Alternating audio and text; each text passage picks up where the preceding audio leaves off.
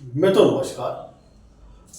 आज के इस एपिसोड में हम लोग बात करेंगे एक बहुत ही महत्वपूर्ण डिविजनल चार्ट के ऊपर। आज के इस एपिसोड में हम लोग बात करेंगे D4 चार्ट के ऊपर। हर व्यक्ति की इच्छा होती है सुखों की, सुखों से संबंधित जो संसाधन है जैसे घर मकान, जमीन जायदाद, गाड़ी वगैरह, ज्वेलरी वगैरह, ऑर्नामेंट वगैरह, जो कि हमारी भौतिक सुख है, जो कि मटेरियलिस्टिक हैप्पीनेस से संबंधित है। हर एक व्यक्ति की चाह होती है, कामना होती है कि ज़्यादा से ज़्यादा मात्रा में जो उसकी आवश्यकता अनुसार इतनी नीड है उतने सारे मटेरियलिस्टिक हैप्पीनेस से संबंधित रिसोर्सेस उसके पास, घर मकान, जमीन जायदाद, गाड़ी वगैरह, ये सारी चीज़ें उसके जीवन में प्राप्त हो। लेकिन कुछ लोग की इच्छाएं पूरी होती हैं, कुछ लोग की इच्छाएं नहीं पूरी होती हैं। तो अमूमन अगर हम लोग कुंडली की बात करें तो किसी व्यक्ति को जीवन में कितना सुख मिलेगा, कितनी लाइफ उसकी लग्जरी से भरी रहेगी, कंफर्ट से भरी रहेगी, और मटेरियलिस्टिक हैप्पीनेस से संबंधित कितनी चीजें उसके पास होंगी, इन चीजों को चेक करने के लिए हम लोग कुंडली के 4th हाउस को देखते हैं। तो जो लगन कुंडली का जो 4th हाउस है, चौथा भाव है, इसे हम सुख का स्थान भी कहते हैं, जो ये बताता है कि व्यक्ति के पास जीवन में भौतिक सुख कितना मिलेगा। घर मकान, जमीन जायदाद, गाड़ी वगैरह, माँ का सुख, और आपकी जो सेकेंडरी लेवल की जो एजुकेशन है, इंटरमीडिएट तक की वो एजुकेशन, घर का माहौल कैसा रहेगा, माँ से संबंध कैसा रहेगा, गाड़ी का सुख मिलेगा कि नहीं मिलेगा, व्हीकल का कन्वीनियंस का सुख मिलेगा कि नहीं मिलेगा, ये सारी चीजें कुंडली का चौथा भाव बताता है। चौथे भाव के अंतर्गत आने वाली चीजें हैं। तो जिसको चेक करने के लिए हम लोग कुंडली में, लगन कुंडली में चौथे भाव को देखते हैं, और साथ ही साथ चौथे भाव के स्वामी की स्थिति भी देखते हैं। और जब आप ये सारे जो आप सुखों की कैटेगरीज देख रहे हैं, अब यहां पे चौथे भाव में जो आप सुखों की कैटेगरी देख रहे हैं, इनको अलग अलग ग्रह रिप्रेजेंट करते हैं। मतलब जो आप चौथे भाव के जो कारकत्व देख रहे हैं, उनके अलग अलग कारकत्वों के लिए अलग अलग कारक ग्रह हैं। अब जैसे किसी को ये देखना है कि उसके पास जीवन में कितनी जमीन और कितनी लैंड उसके पास होगी, तो ज्योतिष शास्त्र में जमीन का कारक, भूमि का कारक मंगल ग्रह है। तो अगर कुंडली में 4th हाउस और 4th हाउस लॉर्ड की स्थिति अच्छी है, मजबूत है, फेवरेबल है, लग्न लग्नेश मजबूत है, और उसके बाद अगर कुंडली में मंगल मजबूत है, बलवान है, फेवरेबल है, और उनका अगर चौथे भाव या चौथे भाव के स्वामी के साथ संबंध बन जा रहा है, और वो भी शुभ संबंध, तब आप ऐसा कह सकते हैं कि व्यक्ति के पास जीवन में जमीन वगैरह की सुख उसके पास अच्छा रहेगा। ऐसा व्यक्ति अपने जीवन में जमीन वगैरह खरीद पाएगा या फिर किसी अन्य सोर्सेस से जमीन वगैरह प्राप्त कर पाएगा। कहने का मतलब, अगर चौथे भाव या चौथे भाव के स्वामी से भूमि के कारक मंगल ग्रह का अगर संबंध बन रहा है और शुभ संबंध बन रहा है, तो ऐसा व्यक्ति जीवन में चाहे वो पैतृक संपत्ति प्राप्त करे, जमीन वगैरह, या फिर वो अपनी खुद की संपत्ति बनाता है। ये चीज यहां पे मंगल की स्थिति से पता चल जाता है। अब अगर अष्टम भाव इन्वॉल्व है, तो हम कह सकते हैं कि विरासत से संपत्ति प्राप्त होगी, पैतृक संपत्ति प्राप्त होगी, ये सारी चीजें हैं। और जैसे व्यक्ति को अगर देखना होता है कि मान लीजिए हमने जमीन खरीद तो ली तो उस पर कुछ निर्माण कराने, जीवन में कुछ हम निर्माण वगैरह करा पाएंगे कि नहीं करा पाएंगे। मान लीजिए कि जमीन हमने खरीद ली है, उस पर मकान वगैरह बनवा पाएंगे कि नहीं बनवा पाएंगे, कुछ कंस्ट्रक्शन वगैरह करवा पाएंगे कि नहीं करवा पाएंगे। तो ज्योतिष शास्त्र में जो निर्माण के कारक ग्रह है, कंस्ट्रक्शन के कारक ग्रह है, वो शनि देव है।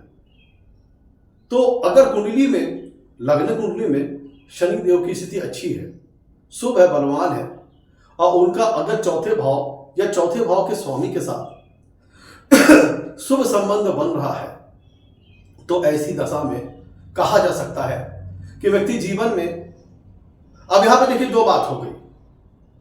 अब अगर सिर्फ शनि का संबंध बन रहा है, तो हो सकता है व्यक्ति कंस्ट्रक्शन से रिलेटेड वर्क करता हो, कंस्ट्रक्शन से रिलेटेड वर्क में इंगेज हो।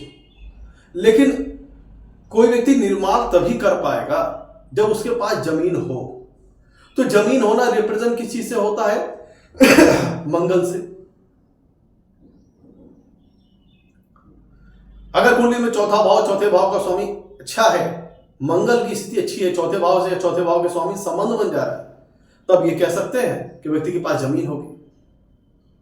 अब अगर ये चेक करना है कि कंस्ट्रक्शन करा पाएंगे कि नहीं करा पाएंगे, निर्माण करा पाएंगे कि नहीं कर पाएंगे, तो हम ये देखना है कि अगर शनि का संबंध चौथे भाव या चौथे भाव के स्वामी से बनता है और शुभ संबंध बनता है, तो ऐसा व्यक्ति न केवल बल्कि अपने जीवन में जमीन वगैरह का सुख प्राप्त करेगा, चाहे वो खरीद के स्वयं अपने इनकम से, या फिर अगर अष्टम भाव इन्वॉल्व है तो विरासत से और पैतृक से, या अगर दूसरा भाव इन्वॉल्व है, दूसरा या अष्टम भाव इन्वॉल्व है, तो आप कह सकते हैं पैतृक या पेरेंटल संपत्ति हो सकती है, विरासत हो सकती है। तो अगर शनि और मंगल दोनों का संबंध कुंडली में चौथे भाव या चौथे भाव के स्वामी से बनता है, तब ऐसी दशा में कहा जा सकता है कि व्यक्ति जीवन में न सिर्फ जमीन खरीदेगा बल्कि उसका निर्माण भी करवाएगा, मकान वगैरह खुद बनवाएगा भी। तो जमीन खरीदने का भी सुख प्राप्त होगा और भवन निर्माण कराने का भी सुख प्राप्त होगा, कंस्ट्रक्शन कराने का भी सुख प्राप्त होगा। तो ये हो गया, मंगल जमीन के कारक हो गए और शनि निर्माण के कारक हो गए। अब मान लीजिए कि अगर किसी व्यक्ति को ये देखना है कि मुझे जीवन में गाड़ी का सुख मिलेगा कि नहीं मिलेगा, व्हीकल का सुख, कन्वीनियंस का सुख मिलेगा कि नहीं मिलेगा, तो उसके लिए कुंडली में कारक होता है शुक्र ग्रह। अब देखिए, चीजें सुखों से संबंधित हैं, लेकिन इनको रिप्रेजेंट, इनके जो कारक ग्रह है वो अलग अलग है। मंगल भूमि के, शनि निर्माण के, और शुक्र वाहन वगैरह के, जो कि आपके कॉस्मेटिक गुड्स हैं, ज्वेलरी वगैरह है, ऑर्नामेंट वगैरह है, ये सारी चीजें इनके अंतर्गत आ गई। लेकिन आप अगर इन सब ग्रहों का संबंध चौथे भाव से नहीं भी बन रहा है और चौथे भाव के स्वामी और चौथे भाव के स्वामी की स्थिति अच्छी भी है, तो भी व्यक्ति को जीवन में ये सुख मिल सकते हैं, सुखों से संबंधित। लेकिन अगर मंगल, शनि या इनके जो कारक ग्रह हैं, या फिर अगर गाड़ी की बात करें तो शुक्र, मतलब जमीन की बात करें तो मंगल, निर्माण की बात करें तो शनि, और गाड़ी वगैरह की बात करें तो शुक्र, अगर इनका संबंध चौथे भाव या चौथे भाव के स्वामी के साथ बन जाता है, तब आप अशुभ संबंध, तो निश्चित तौर पर आप कह सकते हैं कि ऐसा व्यक्ति जीवन में इन सारे सुखों को बहुत अच्छे ढंग से सारी चीजें प्राप्त कर लेगा, जमीन खरीदेगा भी, बनवाएगा भी, या गाड़ी वगैरह खरीद लेगा। तो मैं तो ये तो हो गया कुंडली का चौथा भाव। और हमारे ज्योतिष शास्त्र में और डीपर लेवल पे जाकर के चीजों को कंफर्म करने के लिए और बारीक रूप से अध्ययन करने के लिए हमारे पास डिविजनल चार्ट की सुविधाएं हैं, वर्ग चार्ट की सुविधाएं हैं।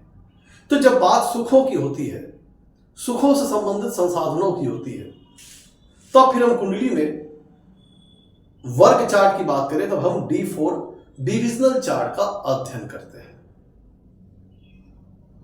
जो ये कंफर्म करता है कि जो आपने लग्न कुंडली में सुखों से संबंधित जो पॉसिबिलिटीज देखी है, आप कितने लकी होंगे सुखों के मामले में, जो आपने लग्न कुंडली में चेक किया है, आप उसको कंफर्म कर सकते हो, डिटो कर सकते हो D4 डिविजनल चार्ट से, कि वास्तव में वो चीजें हमें जीवन में मिलेंगी कि नहीं मिलेंगी। मिलेंगी तो आसानी से मिलेंगी या कठिन संघर्ष के बाद मिलेंगी। ये सारी चीजें हम D4 डिविजनल चार्ट से देख लेते हैं। तो अब हम लोग बात कर लेते हैं D4 डिविजनल चार्ट के बाद। जो हमारा D4 चार्ट होता है वो लग्न कुंडली के 4th हाउस का सूक्ष्म एनालिसिस है, बहुत ही माइन्यूट और डीपर लेवल पे उसकी एनालिसिस है। आप यहां पे ये देख सकते हो कि जो आपने वहां पे पॉसिबिलिटी देखी है सुखों की, या फिर आप कितने लकी हैं सुखों के मामलों में, आप उसमें यहाँ पे डिटो कर सकते हो, कंफर्म कर सकते हो। और ये भी देख सकते हो कि सुखों से संबंधित संसाधन है वो आसानी से मिलेंगे कि संघर्ष करके मिलेंगे, या आपके पास जो भी प्रॉपर्टी है, एसेट्स है, गाड़ी वगैरह है, क्या उसमें कोई धोखा वगैरह हो सकता है, या धोखे से कोई आपकी एसेट प्रॉपर्टी वगैरह छीन सकती है, कोई लॉस हो सकता है किसी प्रकार का, या आपके पास जो भी एसेट्स हैं क्या आप उनका कुछ कमर्शियल यूटिलाइजेशन कर सकते हैं, कमर्शियल बेनिफिट ले सकते हैं? ये सारी चीजें आपको कुंडली में वर्ग चार्ट में आपको जाकर के D4 चार्ट में मिलेगी। तो जो हमने सेम प्रोसेस लगन चार्ट में किया था कि हमने सबसे पहले सर्वथा प्रथम फर्स्ट जो प्राइमरी जो हमारा स्टेप होता है, वो किसी भी चीज की बात करें तो हम लग्न और लग्नेश को देखते हैं। कोई लाख राजयोग हो कुंडली में, अगर लग्न लग्नेश कमजोर है तो आप उसको ऑप्टिमम यूटिलाइज नहीं कर पाओगे, आप उसकी कह लीजिए कि पूरी तरह से यूटिलाइज नहीं कर पाओगे। तो लेट्स सपोज मान लीजिए कुंडली में आपने सबसे पहला स्टेप है कि लगन और लग्नेश को देखा, वो अच्छी स्थिति में है कि नहीं। फिर आप कुंडली में 4th हाउस और 4th हाउस के लॉर्ड की पोजीशन आप कुंडली में देखते हैं कि वो कितनी बेहतर स्थिति में है। ये सारी चीजें लगन कुंडली में चल रही कि 4th हाउस और 4th हाउस का लॉर्ड कितनी बेहतर स्थिति में है, कितनी मजबूत स्थिति में है या कमजोर स्थिति में है। ये सारी चीज के एनालिसिस आप लगन कुंडली से देखते हैं, क्योंकि चौथा भाव सुख का है। और साथ ही साथ ये भी देखते हैं कि जिस चीज को हमें चेक करना है उसका कारक ग्रह कौन है। अब जैसे मां का सुख देखना है तो हम चंद्रमा को देखेंगे, अगर हम को गाड़ी का सुख देखना है तो हम शुक्र को देखेंगे, अगर हम जमीन का सुख देखना है तो मंगल से देखेंगे, अगर हमें निर्माण का सुख देखना है, कंस्ट्रक्शन का देखना है तो हम शनि को देखेंगे। तो ये प्रोसेस हम आप लोग अप्लाई करते हैं D1 चार्ट में, लगन कुंडली में, और ये सेम प्रोसेस यहां पे आकर के हम D4 चार्ट में अप्लाई करेंगे। यहां पे थोड़ा सा कुछ डिफरेंस भी है, उस पर भी हम बात करेंगे। तो हमें वहां पे जो हमने सारी चीजें देखी वो यहां पे भी देखना है कि D4 चार्ट का लग्न और लग्नेश कितना मजबूत है, D4 चार्ट का लग्न और लग्नेश कितना फेवरेबल है, कितनी अच्छी स्थिति में है या कमजोर स्थिति में है। ये सारी चीजें हमें कुंडली में D4 चार्ट को देखना है, D4 चार्ट के लग्न और लग्नेश को देखना है। अगर D4 चार्ट का लग्न और लग्नेश कुंडली में अच्छी स्थिति में है, मजबूत स्थिति में है, बेनिफिक प्लैनेट्स के प्रभाव में है, शुभ ग्रहों के प्रभाव में है, तो ये हम मान के चलेंगे कि लगन और लग्नेश अच्छी अवस्था में है। अगर लगन के ऊपर या लग्नेश के ऊपर शुभ ग्रहों का प्रभाव है, जो फेवरेबल कारक ग्रह है उनका प्रभाव है, तब हम कहेंगे कि लगन लग्नेश मजबूत है।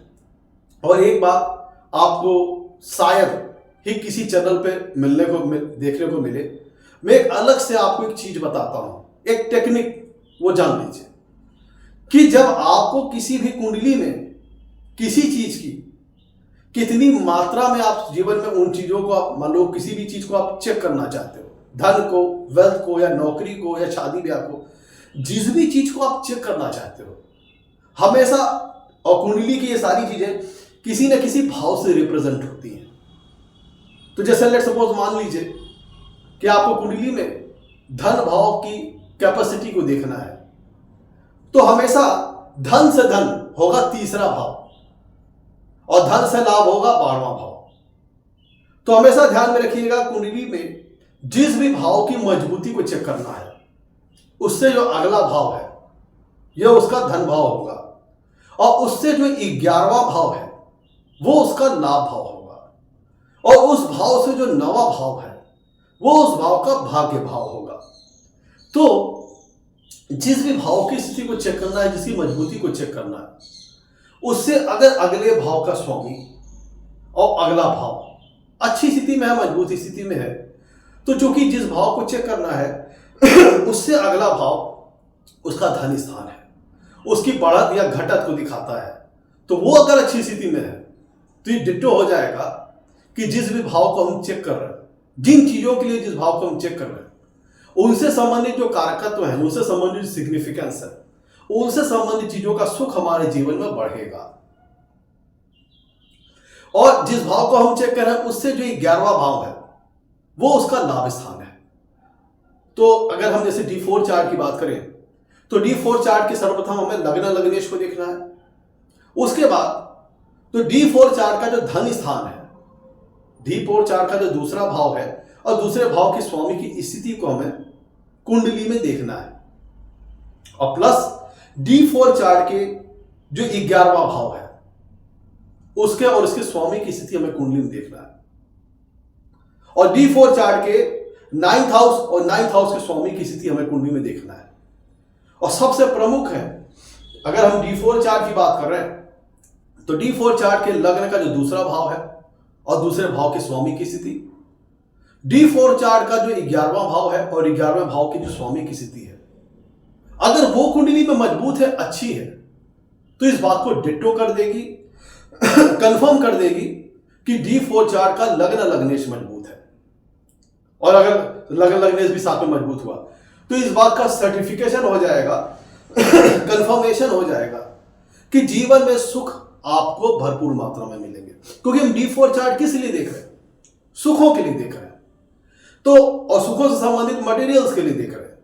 तो अगर लग्न लग्नेश D4 चार्ट का लग्न लग्नेश अच्छा है, मजबूत है, D4 चार्ट का जो दूसरा भाव उसका स्वामी की स्थिति अगर मजबूत है, D4 चार्ट का जो 11वां भाव है उसके स्वामी की स्थिति अगर मजबूत है, D4 चार्ट का जो 9th हाउस उसके स्वामी की स्थिति अगर मजबूत है, और इनके अगर आपस में संबंध भी बन जाए, तो आप यकीन मान के चलिए कि जो आपका उद्देश्य है, जो आपका ऑब्जेक्टिव है सुख से संबंधित संसाधनों को चेक करने का, वो जीवन में बहुत अच्छी मात्रा में आप अपने जीवन में हासिल करेंगे।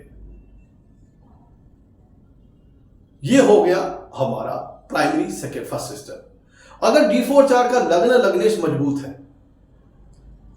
दूसरा भाव उसके स्वामी की स्थिति मजबूत है, D4 चार्ट के 11वें भाव उसके स्वामी की स्थिति मजबूत है, D4 चार्ट के 9th हाउस उसके स्वामी की स्थिति मजबूत है, तब आप ये कहेंगे कि निश्चित तौर पर अभी यहां पे देखिए, अभी ऑन द होल हम बात कर रहे हैं, स्पेसिफिक चीज की बात नहीं कर रहे, किसी पर्टिकुलर स्पेसिफिक चीज की बात नहीं कर रहे, हम बात कर रहे हैं कि लेट सपोज मान लीजिए ऑन द होल बात कर रहे हैं कि अगर लगन लग्नेश मजबूत है, D4 चार्ट का दूसरा भाव दूसरे भाव का स्वामी मजबूत है, D4 चार्ट का 11वां भाव 11वां भाव का स्वामी मजबूत है, D4 चार्ट का 9th हाउस उसका लॉर्ड मजबूत है, तो इस बात को आप जान लीजिए ऑन द होल कि निश्चित तौर पर सुखों से संबंधित मटेरियल आपको अपने जीवन में प्राप्त होगा, और उसके लिए संघर्ष नहीं करना पड़ेगा, ज्यादा इजी वे में मिलेगा, कंफर्टेबली मिल जाएगा।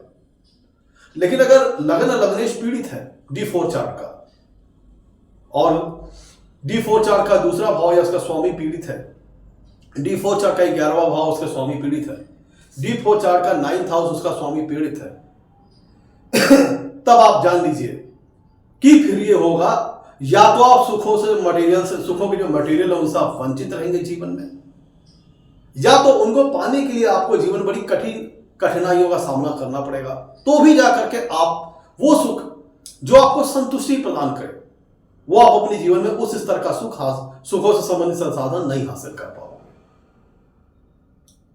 तो ये अभी लगन D4 चार्ट के लगन लगने से ये पता चल गया कि सुखों से संबंधित जो मटेरियल्स हैं वो हमें जीवन में मिलेंगे कि नहीं मिलेंगे, आसानी से मिलेंगे या संघर्ष करके मिलेंगे, या वंचित रहेंगे, और मिलेंगे तो कितनी मात्रा में मिलेंगे, ये सारी बातें हो गई। और D4 चार्ट का अभी तो ऑन द होल बात हो गई। अब जैसे विषय है कि किसी भी, जब मित्रों हम डिविजनल चार्ट की बात करते हैं तो उसका एक मुख्य भाव होता है, जिस ऑब्जेक्टिव से हम उस डिविजनल चार्ट को देख रहे हैं। हर एक डिविजनल चार्ट का हम किसी न किसी ऑब्जेक्टिव कारण, किसी न किसी चीज को लक्ष्य बना करके हम डिविजनल चार्ट को देखते हैं।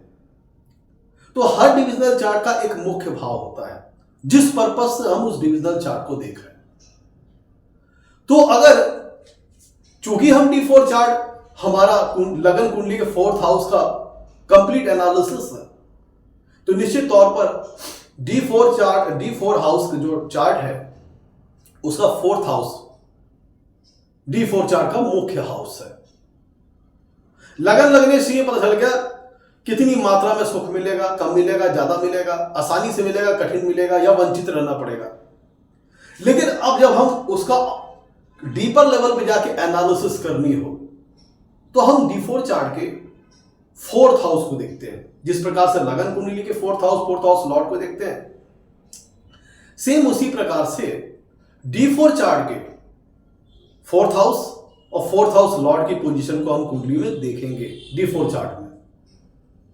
और जैसे कि मैंने आपको लगन कुंडली में बताया था कि विभिन्न चीजों के अलग अलग कारक रहे।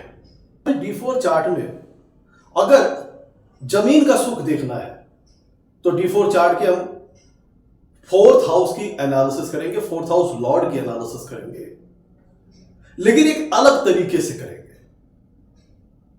क्योंकि हमने बताया आपको कि हर एक डिविजनल चार्ट का मुख्य भाव होता है।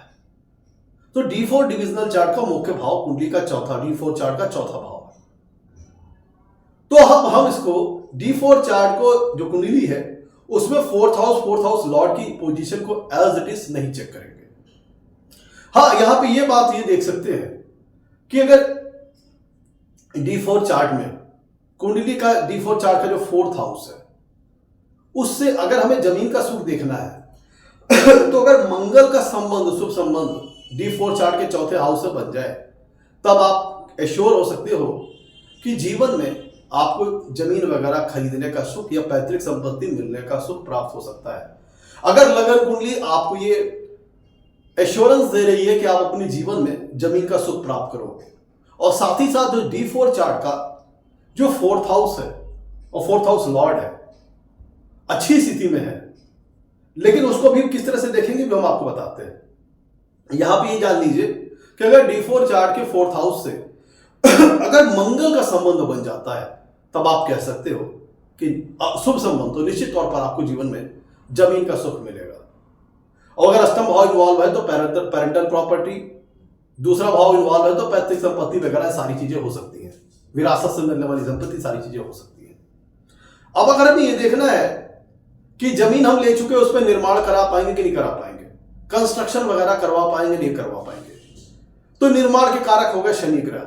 जैसे हमने सेम प्रोसेस अप्लाई किया था लगन कुंडली पे कि हमने शनि का संबंध ढूंढना चाहा था कि फोर्थ हाउस या फोर्थ हाउस लॉर्ड से बन रहा है कि नहीं बन रहा है। अगर लगन कुंडली में एश्योरेंस मिल रहा है शनि का संबंध बन रहा है कुंडली में चौथे भाव या चौथे भाव के स्वामी से, तब आप एश्योर्ड हो गए थे लगन कुंडली के अकॉर्डिंग कि जीवन में आप जो जमीन वगैरह खरीदोगे उस पर आप कंस्ट्रक्शन वगैरह करवा सकते हो। लेकिन अगर D4 चार्ट में भी शनि का संबंध फोर्थ हाउस या फोर्थ हाउस लॉर्ड से बन जाता है तब आप निश्चित तौर पर एश्योर हो सकते हो कि आप जीवन में निर्माण कराओगे, कंस्ट्रक्शन कराओगे। लेकिन अकेले सिर्फ शनि का संबंध बन रहा है तब आप कह सकते हो कि आप कंस्ट्रक्शन रिलेटेड वर्क में इंगेज हो सकते हो या उससे संबंधित कार्य व्यवसाय कर सकते हो। लेकिन अगर मंगल का भी संबंध बन जा रहा है तब आप यहां पे इस बात का एश्योरेंस लगा सकते हो कि आप अपनी जमीन में खुद के मेहनत से, खुद की इनकम से जमीन वगैरह खरीदोगे और भविष्य में उस पर कंस्ट्रक्शन भी करवा पाओगे, निर्माण भी करवा पाओगे।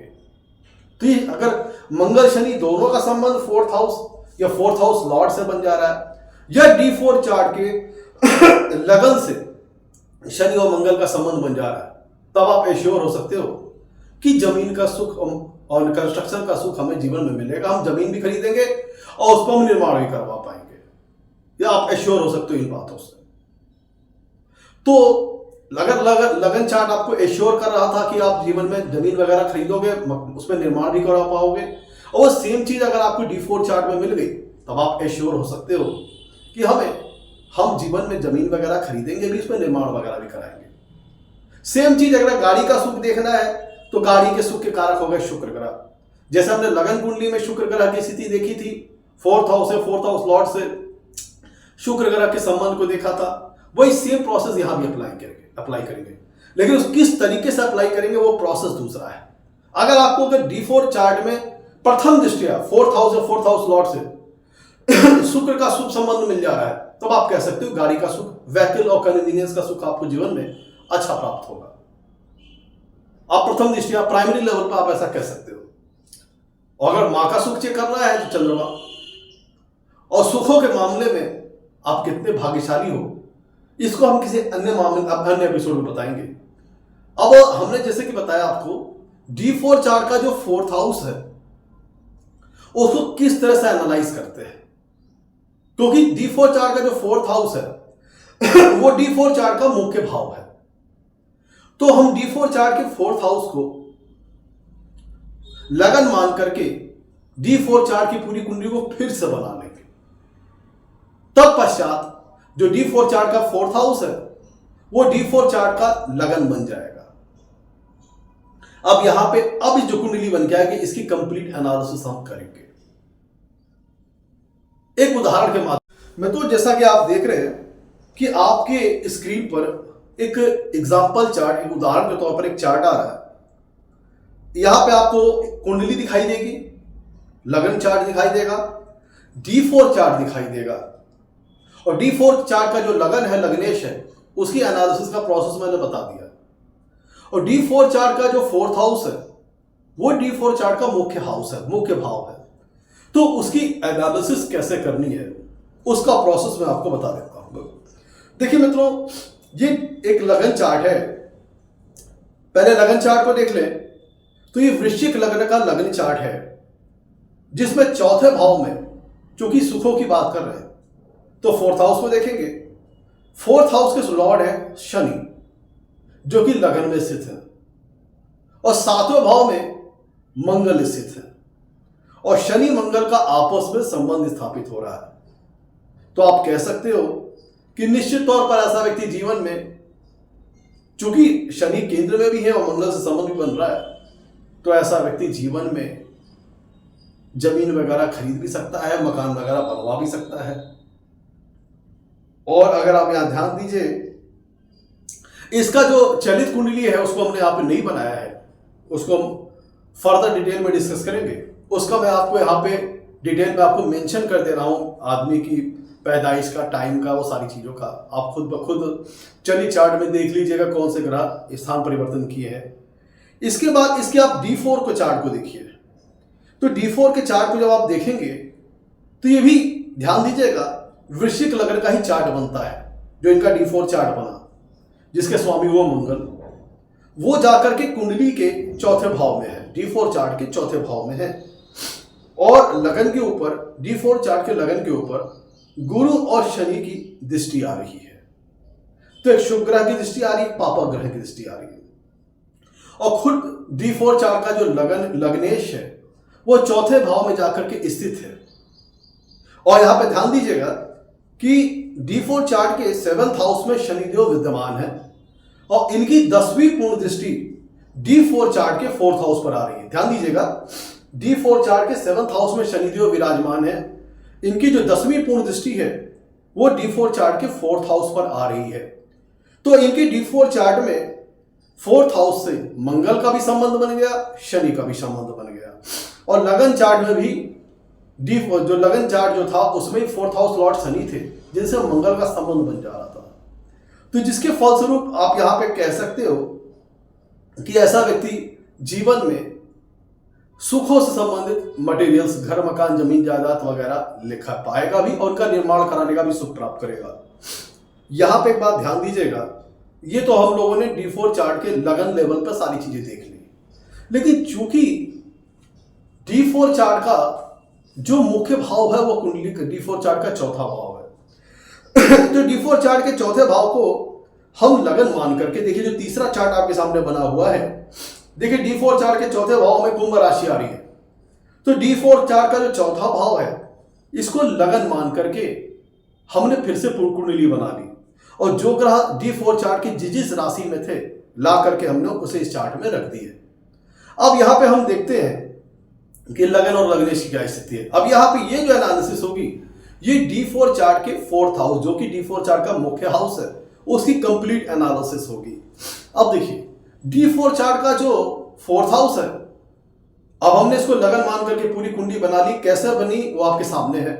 अब इसमें ध्यान दीजिएगा कि लगन बना यहां पे कुंभ राशि का, जिसके स्वामी होते हैं शनि, वो जाकर के जो कुंडली बनी है इसके 4थे भाव में है और 10वीं पूर्ण दृष्टि से लगन को देख भी रहे हैं और लगन में मंगल भी विराजमान है। और यहां का जो लगन है ये आपकी D4 चार्ट के जो 4th हाउस है उसकी ओवरऑल कंप्लीट एनालिसिस है, उसके बारे में जानकारी दे रहा है। तो लगन से मंगल का भी संबंध बना, शनि का भी संबंध बना।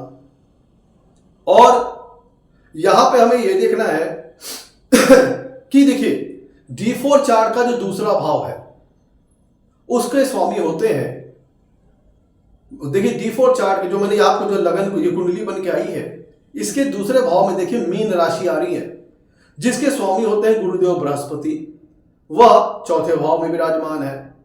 और ये जो कुंडली बन के आई है, इसके 11वां भाव जो इसका लाभ भाव है, इसमें आ रही धनु राशि, जिसके भी स्वामी गुरुदेव बृहस्पति है।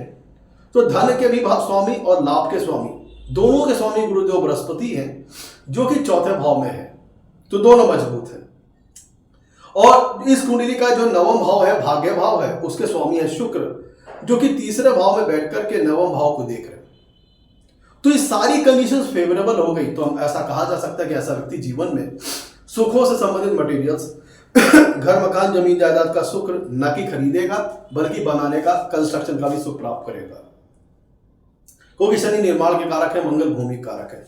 यहां पे एक बात और ध्यान दीजिएगा, जो मैंने बताया था आपको, D4 चार्ट का जो लगन, जो आपने सेकंड चार्ट देख रहे हैं, जिसमें D4 चार्ट का जो लगन है, इसका सेकंड हाउस है, सेकंड हाउस 11th हाउस और 9th हाउस जरूर चेक कर लीजिए। देखिए D4 चार्ट के लगन से दूसरा भाव देखिए धनु राशि आ रही है, जिसके स्वामी है गुरुदेव बृहस्पति। ये बैठे हैं 7वें भाव में, अच्छी पोजीशन में है। किसी भी भाव का जो अगला भाव है, उससे जो 11वां भाव है और उससे जो 9वां भाव है, ये अगर मजबूत हो गए तो उस भाव को स्ट्रेंथ प्रदान कर देते हैं। तो देखिए अगर D4 चार्ट के जो D4 चार्ट की जो कुंडली है, सेकंड चार्ट में देखिए जो दूसरे भाव में राशि आ रही है वो धनु राशि है, जिसके स्वामी है गुरु, वो बैठे हैं 7वें भाव में। और D4 चार्ट की जो कुंडली बनी लगन कुंडली, उसमें जो 11वां भाव है उसमें आ रही है राशि कन्या राशि, जिसके स्वामी होते हैं बुध, वो जाकर के बैठे हैं कुंडली के तीसरे भाव में, ये भी ठीक ठाक है। 9वें भाव में जो राशि आ रही है वहां पे आ रही कर्क राशि, जिसके स्वामी बनते हैं चंद्रमा, वो D4 चार्ट की जो लगन कुंडली है उसके 5वें भाव में आ रहे हैं। और लगन से मंगल शनि दोनों का संबंध हो रहा है। तो निश्चित तौर पर ऐसा व्यक्ति जीवन में बहुत विशाल मात्रा में सुखों से संबंधित मटेरियल अर्जित करेगा, खुद के दम पे अर्जित करेगा, खुद की इनकम से अर्जित करेगा, और न ही अर्जित करेगा बल्कि उन पर कंस्ट्रक्शन भी कराएगा, निर्माण भी कराएगा। तो ये प्रोसेस है D4 चार्ट को एनालाइज करने का। क्या चीज हम D4 चार्ट में देख रहे हैं? तो D4 चार्ट के लगन लग्नेश की मजबूती, D4 चार्ट का 4th हाउस उसके लॉर्ड की मजबूती, और उसका कारक ग्रह कौन सा है उसकी एनालिसिस करेंगे। प्रोसेस आपको मैंने बताया।